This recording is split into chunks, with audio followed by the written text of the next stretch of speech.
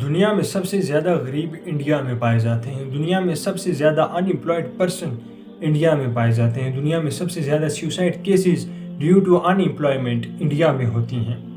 India میں 2 کروڑ لوگ چوہے کھاتے ہیں اور انڈیا میں باقاعدہ ایک ٹرین ٹریول کرتی ہے جس میں ایڈز کے پیشنٹ ٹریول کرتے ہیں. مگر راشد بھائی، انڈیا تو دنیا کی 5ویں بڑی اکانومی ہے اور 2030 میں یہ ایکسپیکٹ کیا جا رہا ہے کہ انڈیا دنیا کی 3ری بڑی اکانومی بن جائے گی. تو یہ کیا فیکٹس ہیں اس کے پیچھے کہ ایک طرف دولت کے انبار ہیں اور دوسری طرف فقر و فاقہ ہے، دوسری طرف غربت کی لہر ہے؟ اس کے پیچھے کیا وجوہات ہیں؟ جی ہاں، بالکل. کسی بھی کنٹری میں رہنے والے لوگ امیر یا غریب، اس ملک کے بینکنگ سسٹم، اس ملک کے پارلیمانی سسٹم اور اس ملک کی اکانومی کی وجہ سے ہوتے ہیں. لیکن سوال یہ ہے کہ بینکنگ سسٹم آخر کام کس طرح سے کرتا ہے؟ اگر آپ لوگوں کو لگتا ہے کہ جو منی آپ بینک میں ایڈ کرواتے ہیں وہ ایک سیف لاکر کے اندر اسے لاک کر کے رکھ دیتے ہیں تو سمجھ لیں آپ غلط ہیں. بینک وہ پیسہ آپ کی اجازت کے بنا ڈفرینٹ اسٹیٹس کے اندر، فار ایگزامپل ریئل اسٹیٹ اور اسٹاک مارکیٹنگ کے اندر انویسٹ کرتا ہے اور اس سے مین بینیفٹ کماتا ہے. پچھلے دنوں میں اپنا اکاؤنٹ اوپن کروانے کے لیے بینک میں گیا تو مینیجر صاحب نے مجھ سے کہا کہ بیٹا آپ اپنا کون سا اکاؤنٹ اوپن کروانا چاہتے ہیں؟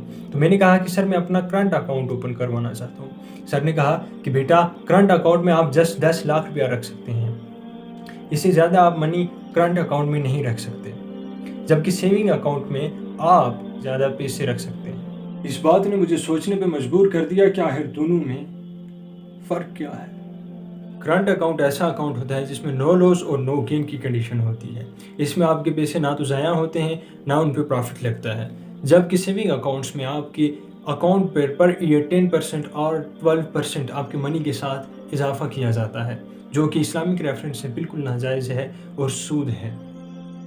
اور وہ جو پیسہ ہم بینک میں ایڈ کرواتے ہیں وہ ڈائریکٹلی ابروڈ کنٹریز کے اندر، بیرونی کنٹریز کے اندر چلا جاتا ہے، اور وہ بیرونی کنٹریز، ابروڈ کنٹریز اسے ڈفرینٹ پلیسز کے اندر یوٹیلائز کرتی ہیں اور اس کے بدلے میں کچھ رقم پر ایئر ہمارے بینک میں ایڈ کر دیتے ہیں.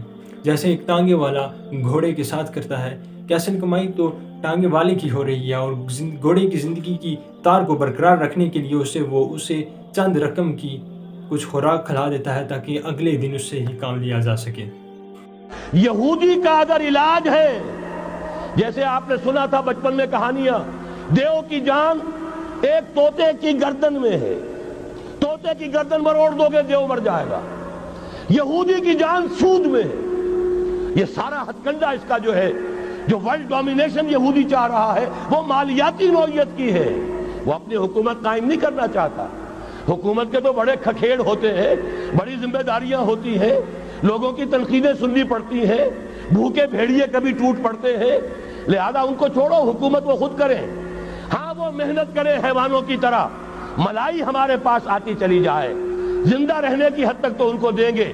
جیسے تانگے والا گھوڑے کو بھی آخر دانہ تو ڈالتا ہے کہ اگلے دن پھر اسے جوتنا ہے تانگے کے اندر، لیکن اصل کمائی تو اس کی ہے جو ہو رہی ہے. صرف یہ مالیاتی نظام اور اس کا ایک ہی لفظ کے اندر توڑ ہے، سود ختم اور یہود کی گویا کہ جان نکل جائے. نبی علیہ السلام کی حدیث ہے جس کے مطابق، جس کا مفہوم یہ ہے کہ جو شخص سود لے گا وہ اللہ اور اس کے رسول کے خلاف اعلان جنگ کرنے کے برابر ہے. ایک اور حدیث میں نبی علیہ السلام نے فرمایا کہ سود کے 70 درجات ہیں، اور جس میں سب سے کم درجہ یہ ہے کہ ایک شخص اپنی ماں کے ساتھ بدکاری کرے، زنا کرے.